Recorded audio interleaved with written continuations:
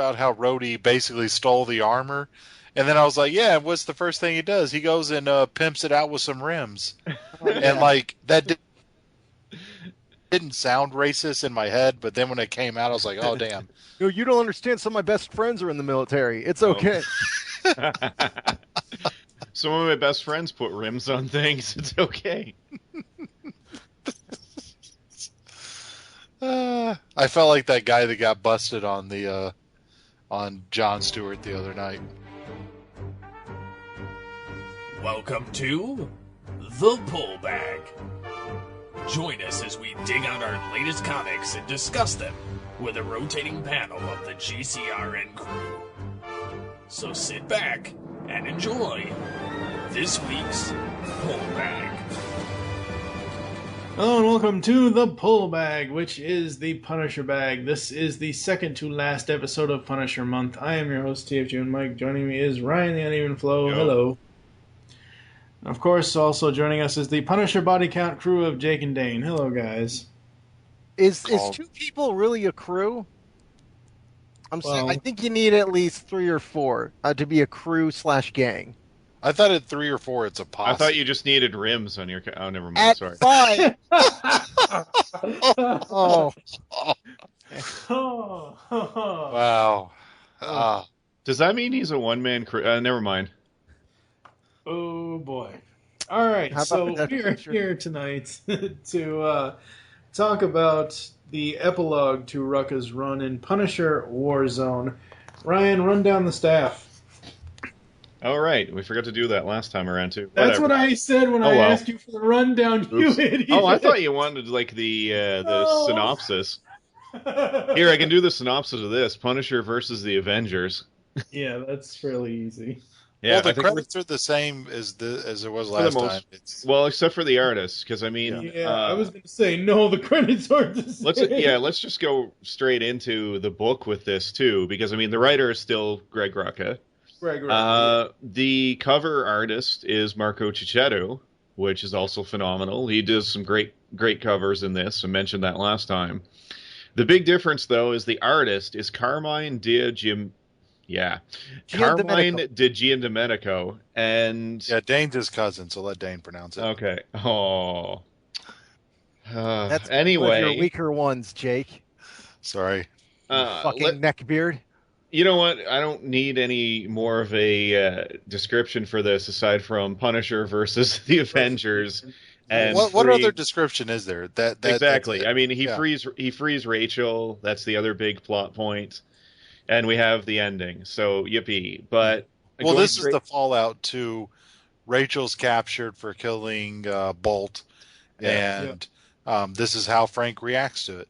And not to mention, we get Spider-Man. We mentioned that in the last issue that Spider-Man comes after him because of his use of the web shooters, and that's how this all kicks off. But what truly kicks it off is that Spider-Man loses a fight, and then he tells his mom, tells his buddies to come and help him beat up this one guy who roughed him up. Thor has to take him in the back and give him some Vagisil, and I'll say this too. I don't think it works with that metal hammer. I loved that fight because through it all, you see Frank very much telling Spider-Man, just leave this. I'm basically begging you, just leave me now, or else I'm gonna have to do something we're both gonna regret. Just walk away. Just walk away, bro. Just walk away.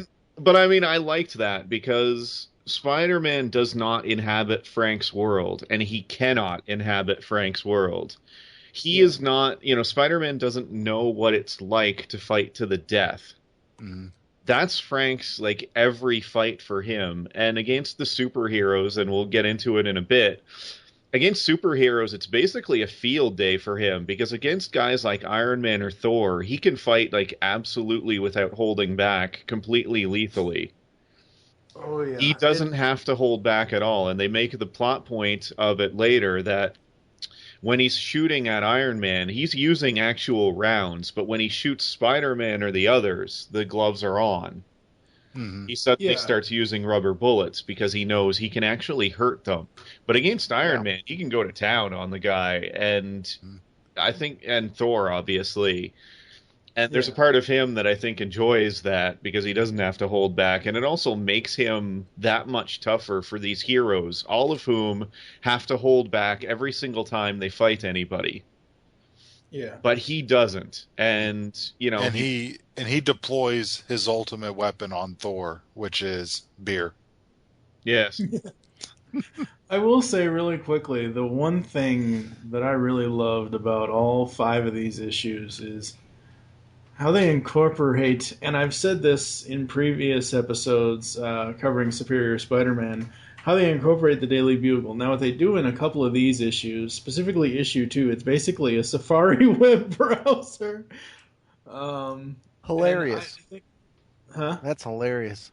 Yeah, and I think that's absolutely awesome. I really do love... Wow, somebody missed the point of that. That's good. Anyway. What? Are you one of those Apple douchebags, Mike? No. Okay.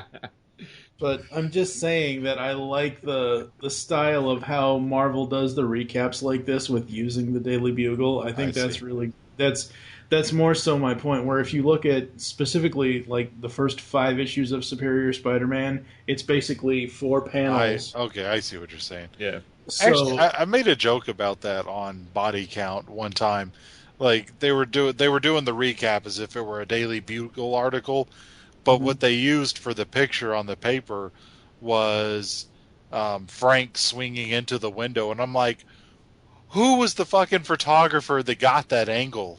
Well, You know? Ironically, it was Spider-Man. Ironically, it was Spider-Man. It was Eddie Brock. Well, they also use like different shots, like Rachel and Frank getting ready from the Omega Effect crossover. I mean, they just use shots from the comic, which... I wanted to mention this too. The art in this is off because Diagiomenico is not doing his art. He's trying to do an approximation of Marco Cicchetto's work. If you've ever seen his work on its own, it's very different from Cicchetto's style and a lot of what's done here. And I feel like he made a mistake trying to be Cicchetto instead of just being himself. I agree, because Hollingsworth was going to give it the hue that it needed to mimic Cicchetto. So I agree that he should have just went off in his own style.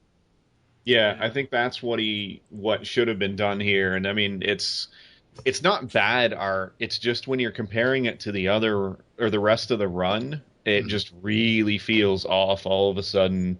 I mean, the skull is drawn completely different, but it's still an approximation of Marco's. So, oops. And the other thing is, because you have to incorporate the Avengers and Spider-Man and all that, it's gonna be slightly... I mean, yeah, I'm sure it would have been better if he went off on his own style, but because you have to keep with what has already happened...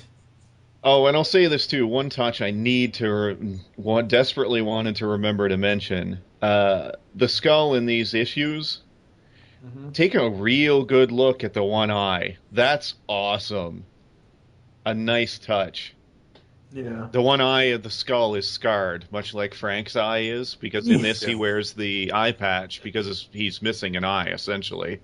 Yeah. I liked that. That was neat that, like, even on the skull there's just this line, and it's just a cute little, like, touch that not everyone's going to notice.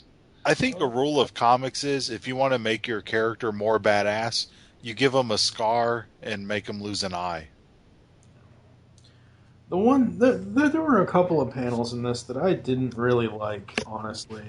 Like when they first when Black, and this is like deep into the issues, when they first find him, when she's like the whole desert scene. You're talking about when he fights Black Widow. The fight with Black Widow. I don't know. I like the character designs in that, but I don't know. I think it's the colors. I think because I'm so used to the Punisher world being blues, grays, and blacks, and really dark. Yeah. When it's kind of like you go into a dark room, you turn a light on. Holy crap! It's too bright. You know, it's one of those types of things. It's not necessarily I'm saying that it's bad. It just didn't translate well for me. Yeah, and again, I mean, I feel like if he had just done his own stuff, it would have worked a lot better. Yeah, I do like the fact that they have Punisher versus Black Widow. That's kind of awesome. Yeah, and I like how he outsmarts her and basically uses her. Frank is kind of a step ahead of the Avengers in this, and in terms of... Oh, and we have to mention why he's a step ahead. Is because Wolverine refuses to have his monthly fight with the Punisher this time around. Let's go back onto that for a minute. So much better writing than everybody who contrives the stupidest reasons for them to fight. Mm-hmm. Yeah. I mean, Wolverine is a murderer. I mean, he is as bad, potentially worse, than Frank in some ways at some points in his life. And to have Wolverine, constantly take this stupid self-righteous stance that, well, I'm going to shut you down because you kill people. Really? That never made any sense. And him actually turning his back on the Avengers, A, at first he just refuses to really help. And then B, he actively helps Frank, which is another step. It worked so much better than everyone else who writes the two of them together.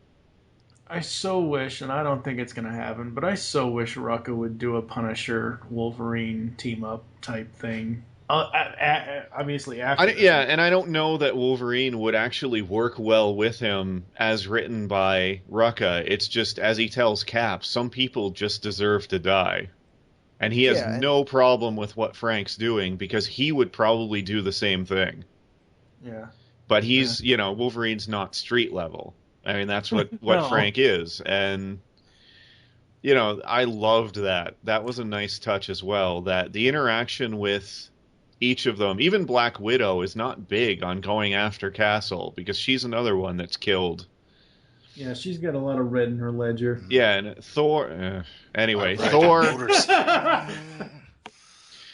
Thor... they've brought that up not less than 3 times in the comics.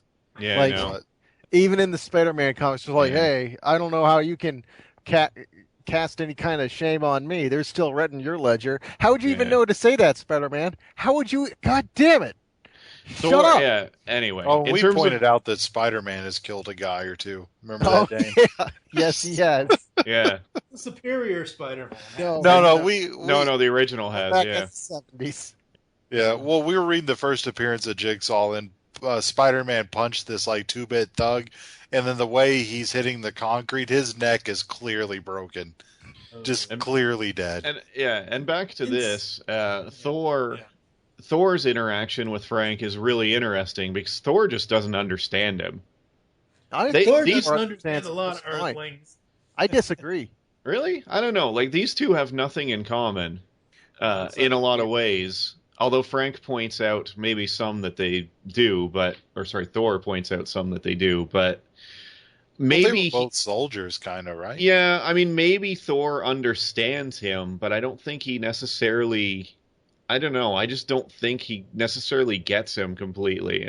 No, this was actually one of my favorite parts of WarZone entirely. I liked it as well too, by the way. Yeah, but he completely understands Frank Castle because first off, one thing that's really nice about Thor is that he comes from a warrior culture, but he also comes from a warrior culture that's covered in camaraderie and history, and that there are things worth fighting for, and you must have these things in your heart in order to be a good warrior. It's not just being able to throw a hammer or have good archery skills. You need to know what you are fighting for. And Thor cannot stand mercenaries and things like that for that reason. And one of the issues with Frank Castle, he goes you've been fighting for so long, you've lost your heart. Yeah, you made a war so that you may fight. You have made almost a mockery of what it is to be a warrior, at least in my culture. And the thing is, he still tries to cut him some slack because he at least he can understand that mentality. He's seen it before, but he wants to show that in his eyes, he's not just this murderer that needs to be taken to justice. He feels like you are a warrior. I can easily see that, but you're very misguided, and you need to rethink your philosophy. That's a very introspective thing and a very philosophical thing for Thor to bring up. I have a point as well as the fact that Thor doesn't bring him in. No. Yeah, no. Thor could have whooped his ass, and he did basically. But yeah, I think what Thor was doing there was saying okay, listen, I do think you have he does say this at the end. He says I do think you have a sense of honor. I do think you actually do care for Rachel. And I think you'll do it yourself. And I think, because I think there was a part that Thor goes like, I want you to keep your dignity. So I could just grab you by the thighs and just end this. But I think you'd fight us more about that and just be a real pain in our ass. So just do it yourself. I think that was a very mature thing to do. And I don't think he necessarily sees Frank's reaction coming, although in a way everybody does. But I don't know. I mean, the reaction from Frank is he gets back to town, and immediately starts, setting his plan in motion. Yeah, I mean, obviously Thor's, I guess what you might say, giving him the benefit of the doubt kind of ended there. Like, yeah, he did come back, dude. I don't know that it did, though, because, I mean, if you think about it, is it Thor that plants the seed for Frank to rescue Rachel? Was he going to do it before Thor talked to him? That is a really good question. I think that's a question we'd have to ask Rucka. No, I think with Rucka, at this point, he definitely wanted Rachel to live. He already knew what was going to happen to Rachel in WarZone. I think within the confines of the story, Frank Castle was just trying to avoid the Avengers as much as possible. Mm-hmm. Beyond that, he's obviously I think his original plan, which is we need to bug out and reconvene later, that obviously wasn't going to happen, especially with his final decision on Rachel in the original series. So basically, he's just following the last plan he made, which was time for me to leave. But I think he also understands that the Avengers are coming after him, especially after Spider-Man. And Wolverine tells him. Yeah. Yeah. Oh yeah. Yeah. And I mean, the other thing to note here, and at this point too, is, I mean, we get another great conversation between Captain America and Wolverine, and we see how different Logan is from Captain America, and how much more he has in common with someone like Frank than he does Cap or the Avengers. Mm-hmm. I find Rucka writes a really good Wolverine. I mean, he did write the series. Yeah, I know, but I'm just saying, like, in these issues, he writes them really well with Frank as well. Yeah. Well, I guess it goes back to what we said last episode, that Rucka doesn't go for the low-hanging fruit. And I think that's what makes this series so well acclaimed. Because who was waiting for oh man, I bet they're going to have a big Wolverine fight before everyone really pounces on him, and he goes down like a champ. And it's like, well, no, that's not happening. Also, how easy would it have been to have a fight with him? He fights Wolverine, and, if it wasn't for Wolverine's healing factor, I'm sure Frank would have taken him out. I mean, how many writers have written that? I mean, or that Wolverine has to get punked out. So I was like, oh, you fell in a well. You can't fly. You have to get shot in the episode, nuts and then ran over by a steamroller. That was just funny. Every episode of the X-Men cartoon involves Wolverine going down like a punk at some point, because he's not allowed to cut anyone. Mm-hmm. Actually, let's talk about my favorite battle or versus in this, which is Punisher versus Iron Man, because we're right at that point anyway. Well, true. Yeah. But to me, this was my favorite bit of the Rucka writing, because I mean, yes, Wolverine is true to character. I think that's really good, but think about the subtlety with how he writes Frank versus Tony, which is Tony thinks he's an absolute fucking joke and is not worthy of his time, and is hugely overconfident and ends up getting punked out by Frank because he's so arrogant. I loved that Tony is very much in his movie version here rather than the comics. Oh yeah. But I mean, Tony just laughs it off and says he's not even Hawkeye. And I like that Cap is the one that takes him a little more seriously, and he says, Hawkeye doesn't shoot to kill. Yeah. And I mean, Frank does. I mean, he lets loose on Tony like crazy when they do actually fight, when it's not just Frank beating the crap out of him in the dark. And fuck whoever said that Punisher's no Hawkeye. Hawkeye's a bitch compared to Punisher. Well, that was Tony that said that. I mean, and I like that Captain America Tony doesn't know the fucking talking. Yeah, Captain America immediately corrects him, and Black Widow takes him completely seriously as well. So does Spider-Man. Right. And Thor, even in his way, like, let's be honest, Frank can't hurt Thor, period. Right. Yeah. He has nothing in his arsenal that's going to like really even annoy him, to be honest. But Thor takes him seriously. And yeah, Tony's the only one that doesn't, and he's the one who pays the biggest price and, gets roughed up and thrown in a closet, basically. Sorry, his jam pantry. Yeah. There's one thing about that whole And scene. let's be honest, that's not where Tony keeps jam. That's just where he keeps his porn. Let's just be real. That's his euphemism for it. That's actually a good one. I'm going to have to remember that. Yeah, like Scarlet Widow just starts like clenching her teeth whenever she hears that, like, oh shit, come on, guys. Do we have to call it that? I have a jam we all know what it is. I have a jam directory on my computer. Anyway. Oh, good lord. All right, so yeah. as far as this whole discussion here about, oh, he's no Hawkeye, the whole time I was reading that, I kept hearing Lex Luthor and the Joker in my mind. You can't even, you can't even defeat a guy in a Halloween costume. There's nothing mere about that mortal. Talking about Batman. And I flashed that. As soon as I read that, I was like, oh, wow, that's so funny. But yeah, you're right. I mean... To be fair, too, this series to me really ends the whole, like, Batman, vigilante... Batman's this tough vigilante, something like that. Man, the Punisher would make him his bitch. Well, yeah, because the Punisher kills people and Batman cannot fight somebody without having to hold back from killing. It is a limitation. And when I'm saying this, I'm not saying this because of anything the Punisher does. It's because when you watch the Avengers having to fight him, it's the same issue. They cannot, go all out and kill him. Yeah. Yeah, I mean, overall, I really enjoyed the story. Like I said last time, I don't know, that ending. Like, all right, so the ending, for anyone who hasn't read it, and if you haven't, why the hell are you listening to this? But anyway, the ending is Frank fights the Avengers, all of them, while Logan smuggles Rachel off. Yeah. And I like that. I like that part, continuing the teamwork. I like that. And, I mean, Frank holds his own for a good maybe 30 seconds or so, which is phenomenally impressive. Yeah. I mean, but it's within the limits of the character. Like, even Rucka goes, like, he's not going to have some he has no magic chance solution. to win. He has no chance to win. He has no chance of beating any of these people. Yeah. He's basically running down the shot clock, to use a sports metaphor. Yeah, that's a good way of putting it. And he gets the Rocky ending. Like, I didn't hear no bell. It's over, Rocky. It's over. Yeah.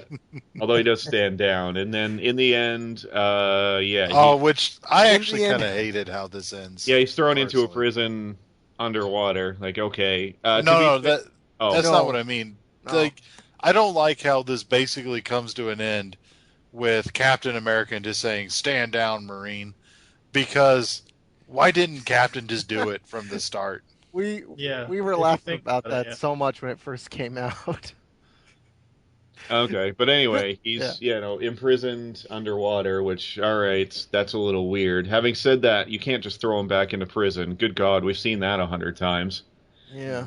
You throw him back into prison, he kills a whole bunch of inmates and somehow leaves because Marvel prisons are as well guarded as Arkham Asylum, et cetera, et cetera. I gotta say, I liked the absolute last page, though. Particularly, we get the end of Cap talking about how... who is it?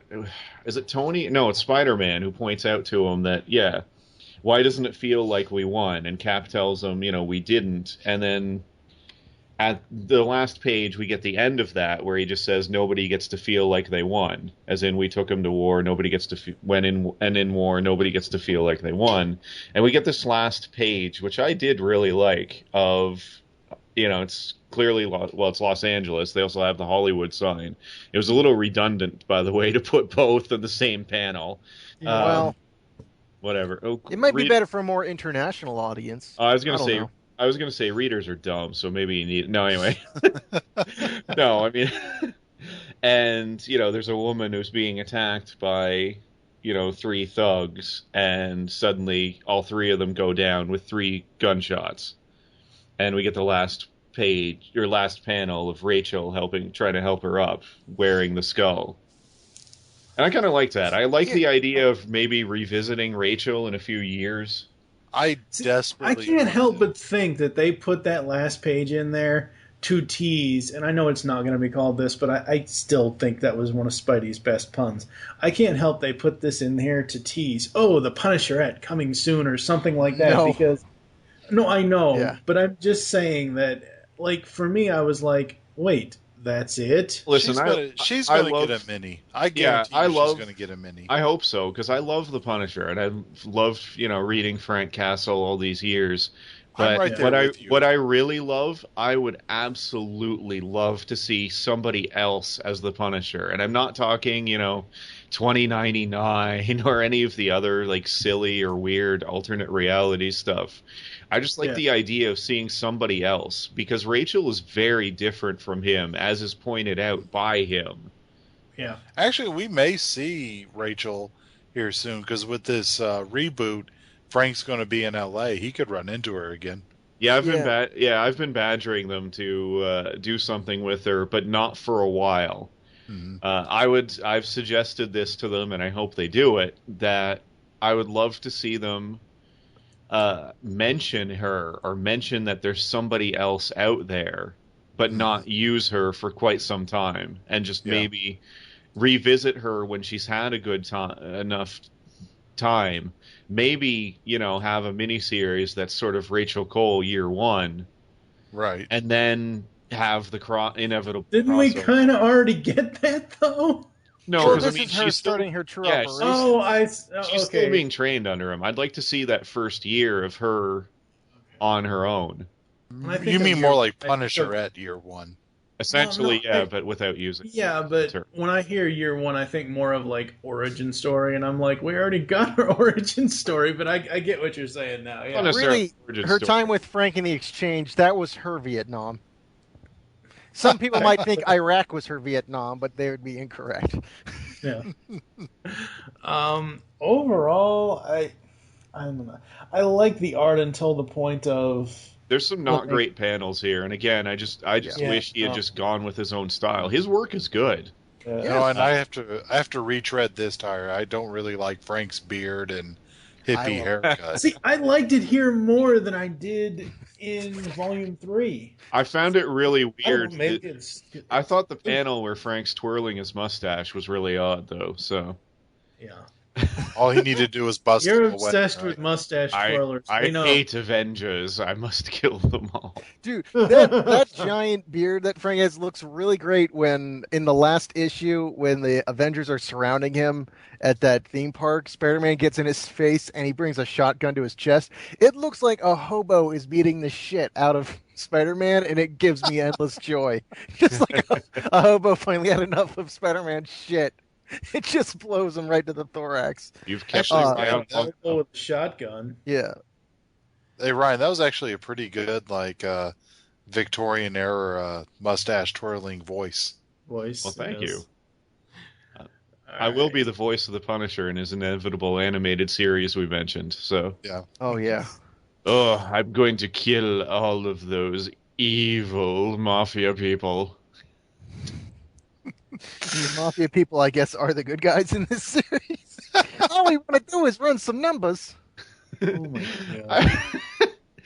We were just trying to raise enough money to help the orphanage, and this guy fucking comes along and starts shooting us. You know what's hilarious? In my hometown, there was actual guy that literally was kind of a mafia dude, but he opened up all of the libraries and orphanages in my area. I was going to say the numbers they're trying to run are just like orphanages and being adopted and everything, but, Frank hears it wrong. They got a guy named Professor Guido, and he's this close to a cure for cancer.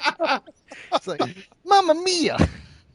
I think I may have cured it. And then Frank Castle comes in blowing up the place. Well, he's a professor. He was cooking meth to make his money for it. So we all must make sacrifices. Or he's a soprano trying to steal cigarettes. What's a truck? Don't play dumb with me. Yeah. Anyway. Old Simpsons, where have you gone? Where was I? Oh, right. We were talking about some issues. Yeah, again, I mean, the art is just all over the place. Like, Frank's beard is a lot longer.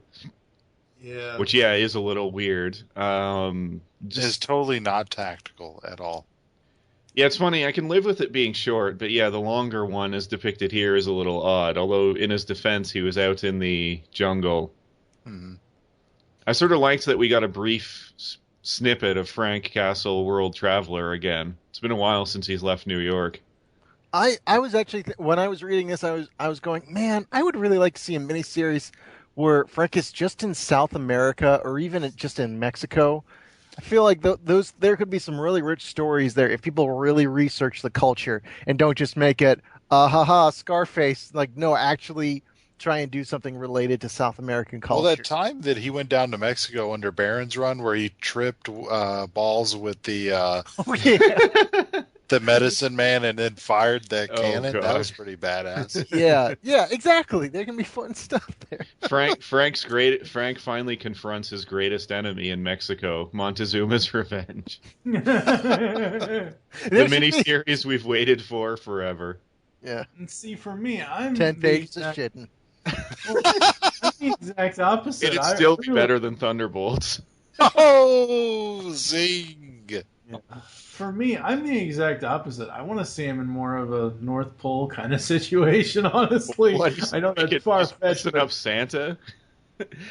Frank's finally had it up to here with these goddamn polar bears. Finally. Well, I don't know. I think it's one of those things where going back, and this has nothing to do with Warzone really, but going back to Volume 2, I still love that the snow gear. I really still love that. Yep. That's the only reason.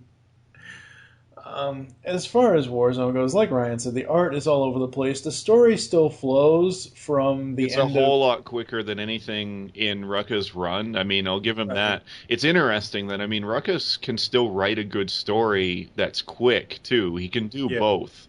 And he does both quite well. So, it's just...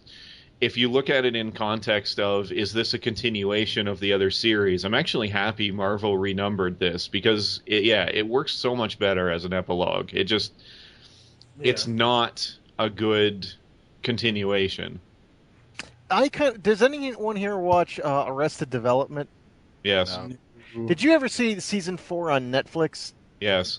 Yeah, I went this is nice, but I couldn't fully get my way through it. There are flashes of what made the original portion.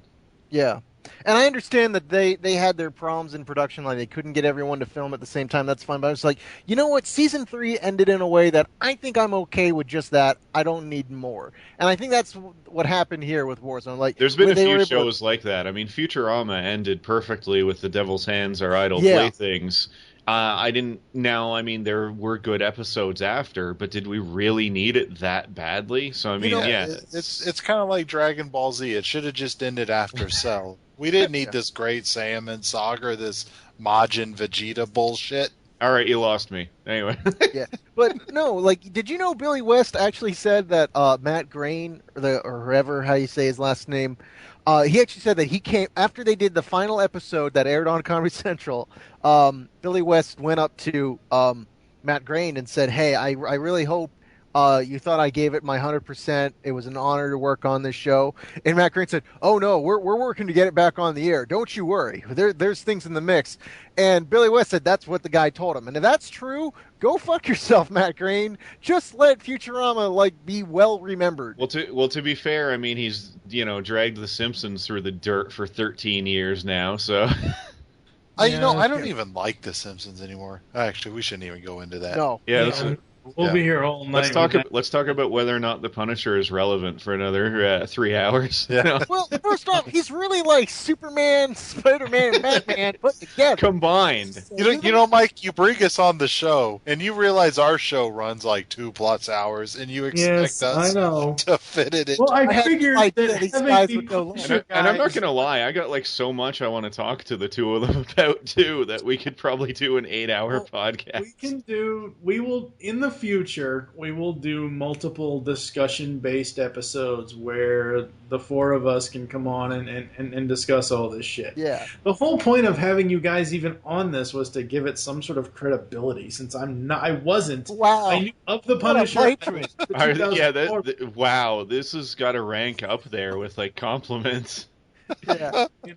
I mean, I had to bring some sort of fanboys on here about the character because I like the character in passing. I'm more of one of those mainstream fans. I'm not diehard. I haven't read all the stuff. It's like gas. You don't want to keep it in. It's like bad gas. You don't want to keep it in, but you like it in passing.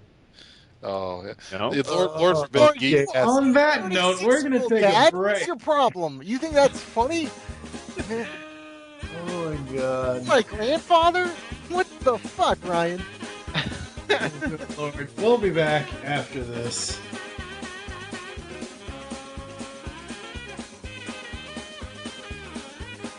This is 80s action sensation Arnold Schwarzenegger, and I'm here to tell you about the podcast I produce called Punisher Body Count. It's the net's best Punisher podcast, but don't take my word for it. Listen to the hosts. Punisher Body Count is a work in progress. To listen to this great show, you can find this on iTunes. Just search Punisher Body Count or come to our website, PunisherBodyCount.com. Don't tell me. The skull? The corny line? Oh, your name must be Bonehead, right? Alright.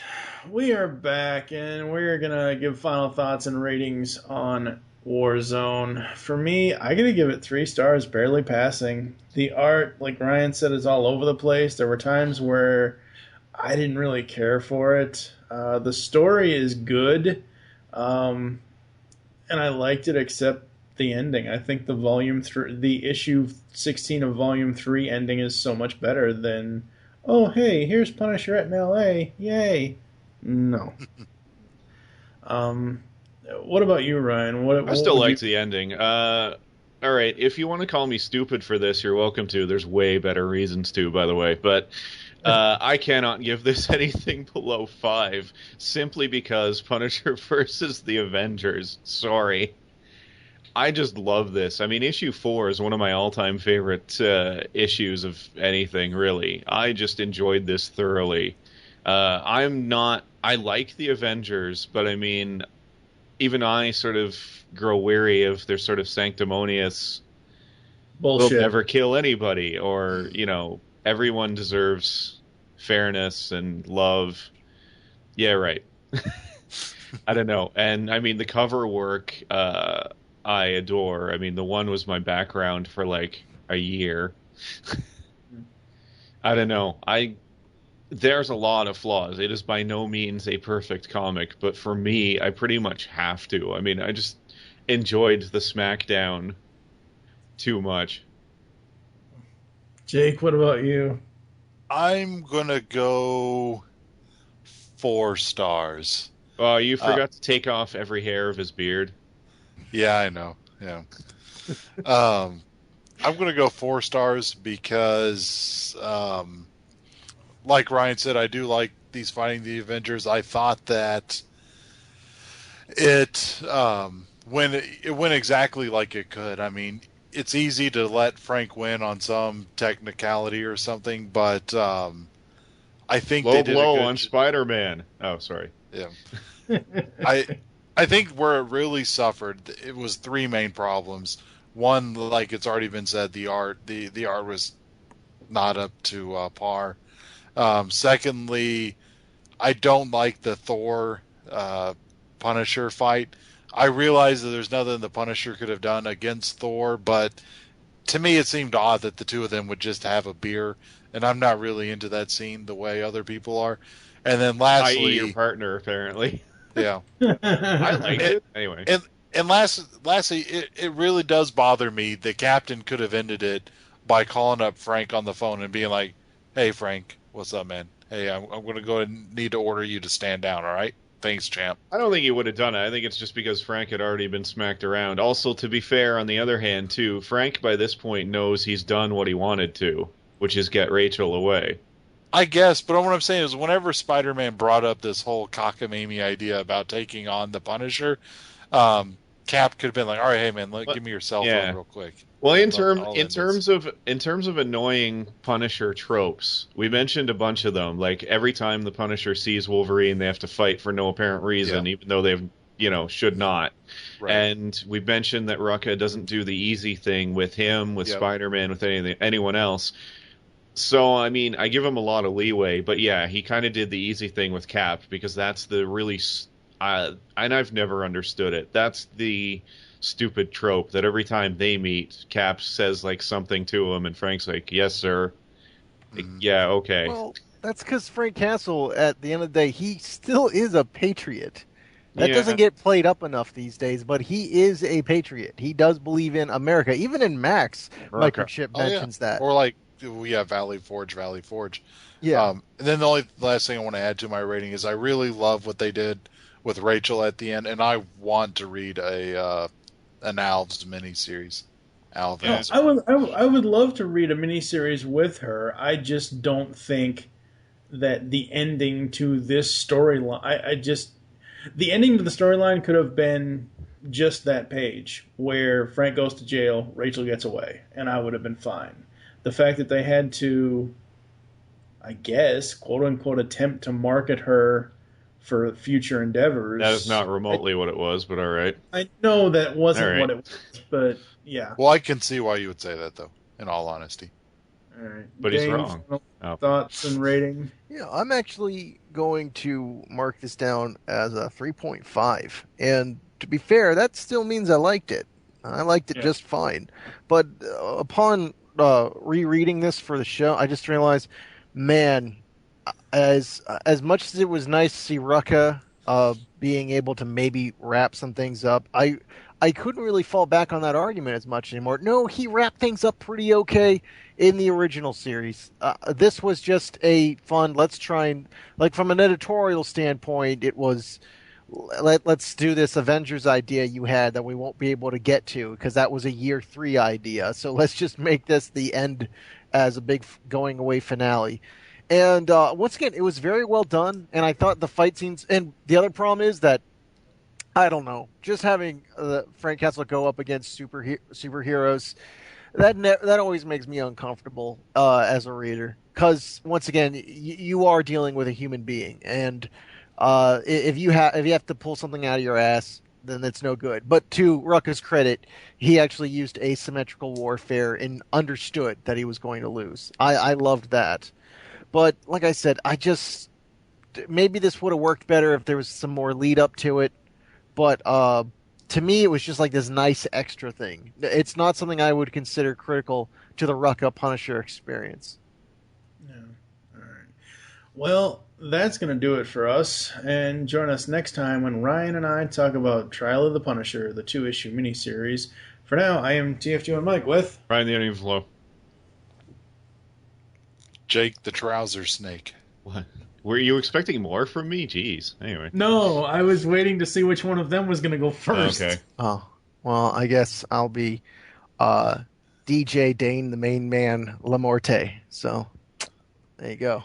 We'll catch you next time. Make your great escape into comics. Ooh, what's a trouser snake? And the main man always delivers. You just heard the latest episode of The Pullback, GCRN's comic book review podcast. There are several ways to get in touch with us and leave feedback for the show. You can visit the website, geekcastradio.com, where you can comment on the episode and all of our different podcasts. You can rate our show on iTunes. Be sure to leave us feedback. Call the voicemail line, 502-526-5821. Please remember to tell us the show you were leaving the message for, and your name. Become a fan of us on Facebook by searching Geekcast Radio Network. You can send us an email, feedback@geekcastradio.com. Follow us on Twitter @GeekCastRadio. So until next time, unleash the geek in you.